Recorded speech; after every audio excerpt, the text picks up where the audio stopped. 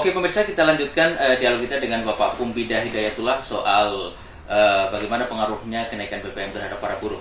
Jadi kita lanjutkan Pak Pumbida, Anda kelihatannya harus memaksa para buruh untuk memahami kondisi real BBM atau keterbatasan minyak kita sehingga berpengaruh terhadap APBN dan buruh harus memahami soal itu. Apa betul begitu? Ya, intinya begini, saya tetap dalam posisi mengadvokasi mereka, itu sudah pasti. Nggak usah diragukan lah sama teman-teman buruh, itu yang pertama. Tapi di lain pihak juga, para buruh harus tahu situasi di mana kalau ada negara yang genting, dalam konteks apapun, dalam menuju kebangkrutan lah katakanlah, ya, kan nggak akan ada negara, nggak akan ada pekerja, nggak akan ada buruh, nggak ada masyarakat gitu kan, berbahaya sekali gitu, rontokannya gitu kan. Mendinganan bagaimanapun kita juga kan para buruh ini juga patriot sebetulnya, bagian daripada bangsa Indonesia, harus mencintai bangsa Indonesia.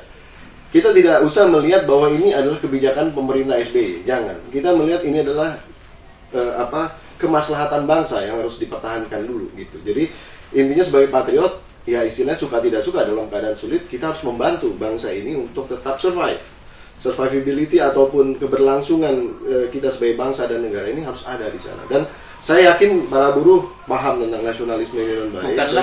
Bukankah para buruh, orang-orang miskin selama ini justru sudah berjuang bagaimana keluar dari lilitan kemiskinan?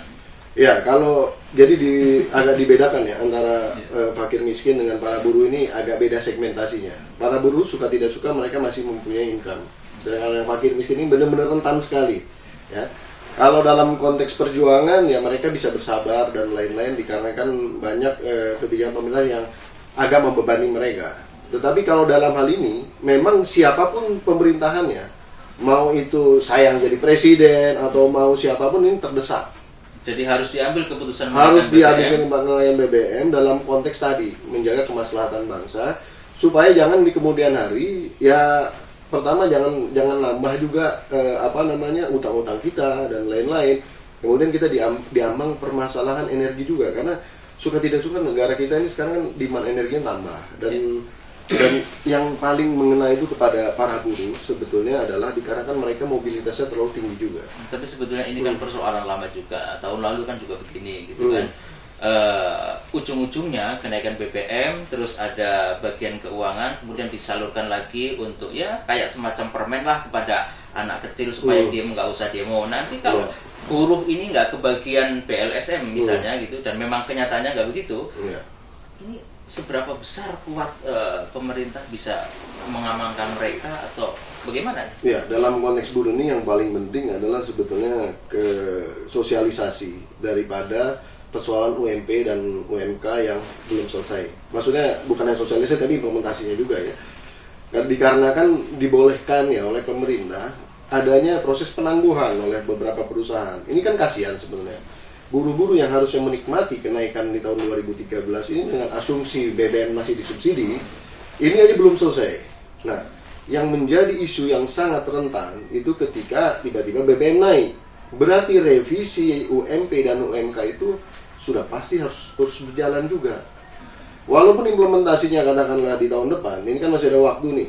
Tapi paling tidak, mereka jangan cuma bisa menikmati ini beberapa bulan aja yang menikmati. Yang belum menikmati, yang belum dinaikkan dikarenakan penangguhan, harus bisa menikmati juga. Karena apa? Karena tadi saya jelaskan, mobilitas daripada buruh di Indonesia tinggi. Intinya begini, mereka rata-rata tinggal di satelit-satelit, di daerah-daerah satelit di Jakarta, ya. Tapi juga mereka nggak bekerja di Jakarta kadang-kadang, tapi bekerja di daerah satelit yang di seberang sana, lewat Jakarta dan lain-lain. Sehingga biaya-biaya perjalanan mereka itu tinggi sebetulnya. Nah ini harus dihitung sebenarnya oleh Kemnaker khususnya di dalam merevisi yang namanya UMP, UMK ke depan. Jangan sampai kemudian beban biaya perjalanannya bertambah, tapi UMP, UMK-nya tidak naik. Karena hampir dipastikan gejolak dari buruh akan muncul. Saya bukan mengancam pemerintah dalam hal ini, tapi ini bisa dibuktikan lah. Lihat aja omongan saya seperti apa. Sekarang belum naik BBM saja harga-harga sudah betul, naik. Betul. Apalagi nanti. Anda bisa menggambarkan nggak seperti apa kondisi buruh nanti misalnya dari misalnya sekarang upah dapat pulang ke rumah 1.500.000 atau 2 juta, nanti dengan kenaikan sisa berapa? Ya. kan bervariasi ya, memang sulit digeneralisir. Oke. Dikarenakan ada daerah-daerah yang memang rentan, daerah-daerah yang memang lebih dan lain-lain. Tapi intinya begini, intinya tadi saya minta bahwa semangat nasionalismenya harus ada dulu, kecintaan kepada bangsa, eksistensi sebagai bangsa ini harus dijaga. Itu yang pertama saya minta kepada teman-teman buruh. Yang kedua adalah tentu saya akan jaga supaya mereka juga jangan tiba-tiba baru menikmati, tiba-tiba jatuh lagi ke bawah gitu. Nah, ini yang harus dijaga juga. Karena apa? Karena sebenarnya di dalam konteks income mereka itu ya dengan harga barang-barang yang naik, dengan nanti biaya perjalanan yang naik, mereka adalah golongan-golongan yang rentan. Jadi ada di garis kemiskinan, kadang-kadang di atas dikit, kadang-kadang tiba-tiba dia bisa di bawah dikit lagi gitu kan. Nah, ini harus dijaga oleh pemerintah dengan menggunakan, kalau BLSM jelaslah tidak akan bisa bekerja kepada buruh, tapi dia melalui kebijakan-kebijakan dan istilahnya lobby-lobby kepada para pengusaha supaya ketemu angka yang lebih real dalam konteks menemukan angka UMP dan UMK ke depan. Nah, ini basis yang menurut saya harus kita fokus di situ. Dan kalau dilihat apa yang didapat buruh ini, semangat yang harus diciptakan oleh pemerintah ada semangat membuat buruh-buruh ini dari tadinya di ambang kemiskinan, di ambang garis kemiskinan, dia harus jadi middle class, jadi kelas menengah ya. Karena begini, bayangkan negara ini adil tidak sih? Kalau ada buruh yang 30 tahun bekerja di satu tempat, dia loyal dan lain-lain, dia tetap miskin. Itu negara tidak adil namanya. Dan sekarang untuk memahami kondisi pemerintah yang takut karam gitu. Nah, pasti buruh akan siap mendukung ini, saya yakin. Asal mereka benar-benar juga diperhatikan, ya. Karena mereka benar-benar di ambang kemiskinan ini. Kan sebenarnya buat negara juga bagus gitu. Istilahnya kalau mereka di bawah, tiba-tiba angka kemiskinan bertambah dong, ya kan? Tapi kalau mereka ada di level di atas, paling tidak secara angka persentase orang di atas garis kemiskinan akan bertambah. Nah, jadi saya berharap buruh ini bisa meningkat secara kesejahteraan tahun demi tahun, jelas ada kenaikan-kenaikannya, karirnya pun jelas, sehingga nanti terpacu produktivitasnya. Karena apa? Sekarang terus terang aja, mereka untuk memacu produktivitas, mau ditargetkan apa sulit. Dikarenakan ujung-ujungnya mereka selalu berpikir pada ke rumah, anaknya, istrinya, dan lain-lain, masalah makan, masalah sekolah, dan lain-lain. Ini belum selesai dalam level mereka. Untung di tahun 2014 nanti ada yang namanya BPJS Kesehatan.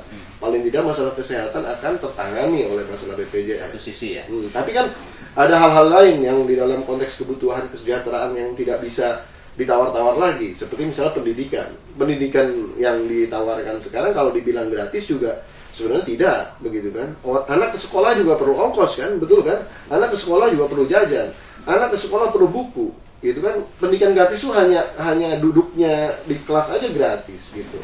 Oke, kalau Anda tadi meminta kepada buruh pengertian untuk meningkatkan nasionalisme, memahami kondisi bangsa, bagaimana kalau mereka minta juga perilaku pejabat jangan sok bagaimanalah kayak gitu, malah yang keluar sini kan banyak korupsi lah dan sebagainya. Ya.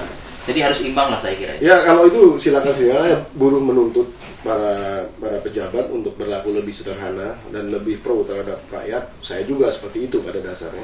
Tapi dalam proses advokasi buruh saya adalah tadi, daripada buruh menolak BBM yang kemudian bisa merontokkan rakyat, mending dia meminta revisi UMP dan UMK-nya agar mereka bisa ngebalance kenaikan BBM ini. Oke, itu loh maksudnya. Ya. Kalau itu bisa nanti kita lanjutkan. Cek. Dan pemirsa jangan kemana-mana, kita akan lanjutkan setelah pesan-pesan berikut ini. Tetaplah di TV Parlemen.com.